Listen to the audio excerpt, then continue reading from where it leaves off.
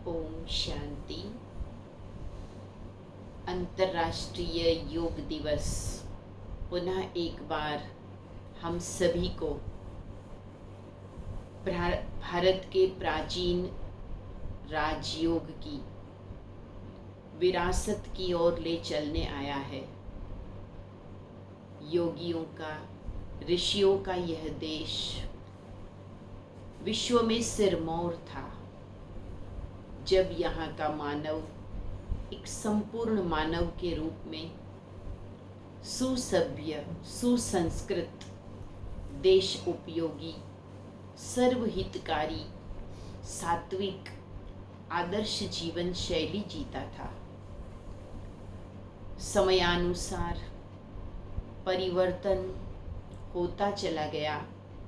आज पुनः एक बार आवश्यकता पड़ी है देश और दुनिया को आदर्श जीवन की ओर मोड़ने की।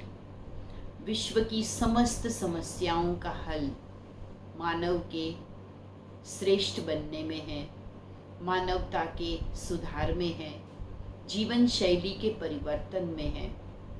जब तक मानव की सोच सर्वहितकारी, सात्विक नहीं होगी, जब तक हम मानवीय मूल्यों पर विश्वास रखते हुए आचरण नहीं करेंगे, जैसे कि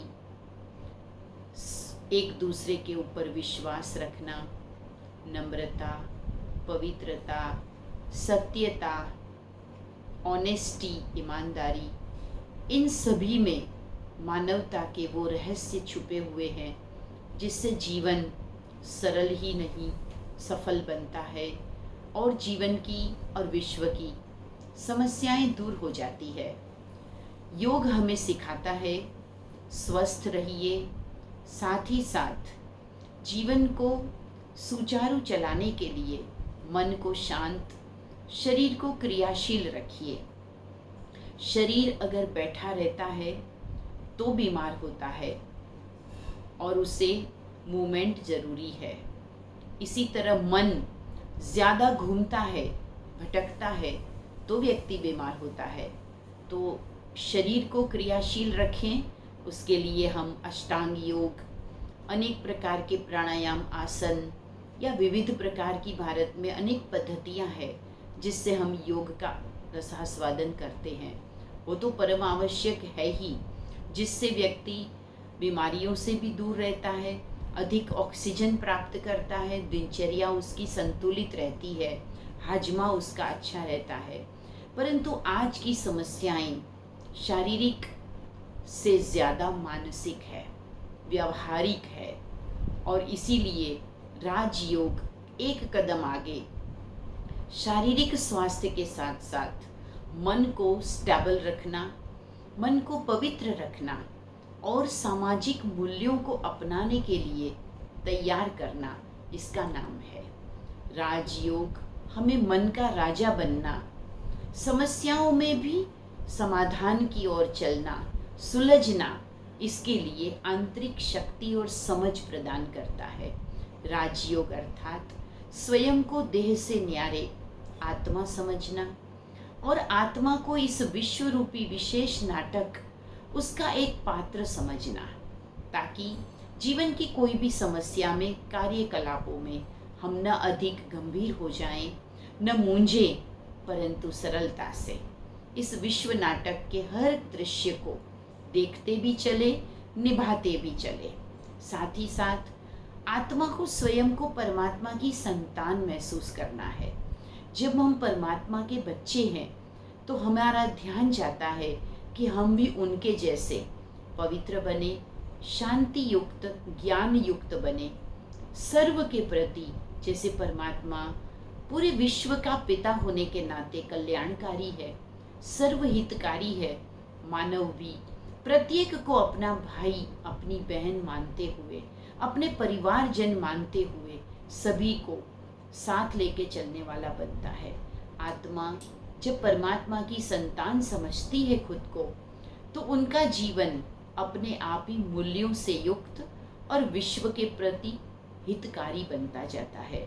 तो इस योग में इस तरह से स्व का कल्याण, प्रकृति का भी कल्याण, मानवता का भी कल्याण समाया हुआ है। इन सब को जोड़ते हुए आज विश्व बंधुत्व अथवा वसुधैव कुटुंबकम के लिए योग, यह मोटो के साथ हम आगे बढ़ें। G20 का भी यह लक्ष्य है कि हम एक विश्व, एक परिवार और एक भविष्य की ओर आगे बढ़ें। तो योग हम सबको उस सुंदर भविष्य की ओर ले चलेगा। विश्व को एक परिवार मानते हुए हम अपना और इस विश्व का भविष्य सुंदर बनाएं। भाईचारे से, एक दूसरे के सहभागिता से और सबको साथ लेकर हर एक की विशेषता को जोड़ते हुए हम अवश्य ही संसार को सुखमय बनाएंगे। तो योग करें, निरोग रहें, सहयोग करें, सद्भाव रखें और इस विश्व को पुनः श्रेष्ठ बनाएं।